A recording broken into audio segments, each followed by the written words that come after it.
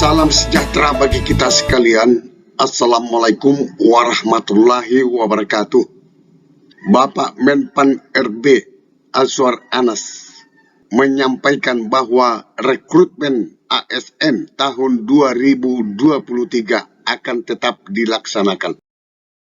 Hal ini disampaikan oleh beliau pada saat rapat koordinasi rencana pengadaan ASN di instansi pemerintah pada tahun 2023 di Jakarta.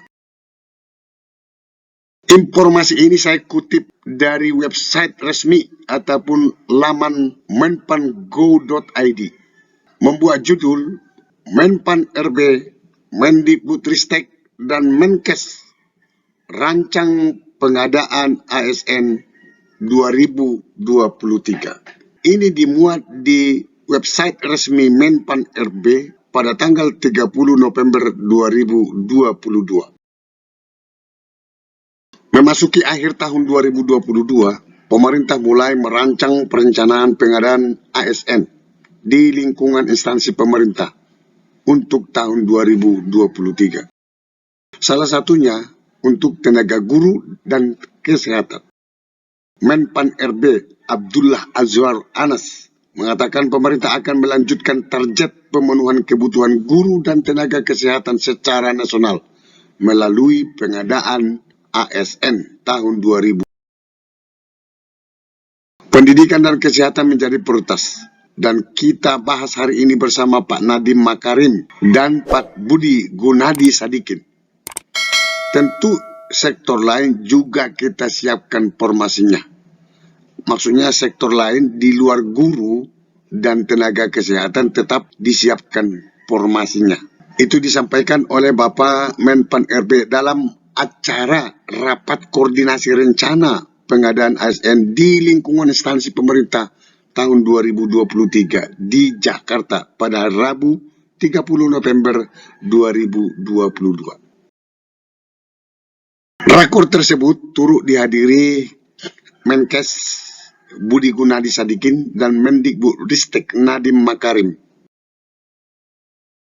Menteri Anas menghimbau instansi pemerintah pusat dan daerah untuk mengusulkan kebutuhan ASN di tahun 2023. Penyampaian kebutuhan ASN tersebut tentunya dilakukan dengan mempertimbangkan analisis jabatan dan analisis beban kerja. Mari kita data bersama terkait dengan kebutuhan dan jumlah ASN yang mendesak, yang perlu segera dipenuhi. Anas mengatakan, arah kebijakan pengadaan ASN tahun 2023 memberikan kesempatan untuk rekrutmen talenta digital berupa data scientist secara terukur. Perekrutan calon PNS juga akan dilakukan dengan sangat selektif. Senada dengan Anas, Menteri Kesehatan Budi Gunadi Sadikin mengatakan pemenuhan tenaga kesehatan di daerah harus diikuti oleh komitmen Pemda untuk mengajukan formasi sesuai dengan kebutuhan. Saya minta seluruh daerah segera mengisi formasi yang dibutuhkan untuk 2023 dan pastikan cocok. Jangan sampai kalau dibutuhkan dokter tetapi yang dimasukkan tenaga administrasi, tegasnya Gunadi.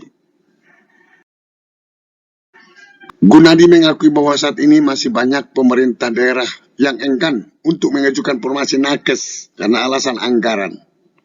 Untuk itu, Kementerian Kesehatan telah berkoordinasi dengan Kemenkeu untuk mencari solusi terkait alokasi spesifik untuk pembayaran gaji P3K dan program-program kesehatan yang dibuat oleh pemerintah pusat sesuai dengan arahan Presiden. Pemerintah pusat sudah membantu mengalokasikan dananya secara lebih spesifik untuk nakes yang memang berkontribusi banyak dalam meningkatkan level pendidikan dan kesehatan. Mengamini penjelasan Menkes Budi Sadikin, Mendikbudristek Nadiem Makarim menguraikan 3 paket kebijakan mengenai pemenuhan guru P3K, yaitu pertama, jika dalam bulan Februari hingga Maret 2023, formasi tidak diterima 100% dari pemerintah daerah, maka pemerintah pusat bisa melengkapi jumlah formasi P3K. Pemerintah pusat akan mengajukan dan menetapkan formasinya. Yang permasalahan kebanyakan bahwa pemerintah daerah tidak mengajukan sesuai kebutuhan nasional. Maka apabila pemerintah daerah tidak mengajukan, maka pemerintah pusat akan bisa mengajukan dan menetapkannya sesuai kebutuhan nasional. Kedua, Undang-Undang APBN dan Peraturan Menkeu akan mengatur secara spesifik bahwa anggaran gaji dan tunjangan melekat untuk P3K tidak akan bisa digunakan untuk hal lain. Bahkan, tidak bisa digunakan untuk hal pendidikan lainnya. Ketiga, dana spesifik untuk pengangkatan P3K tersebut hanya akan ditransfer ke Pemda pada saat pengangkatan sudah terjadi. Nah, apabila belum diangkat P3K tersebut, maka dana tersebut gajinya tidak akan ditransfer oleh pusat. Jadi angkat dulu baru ditransfer oleh pusat.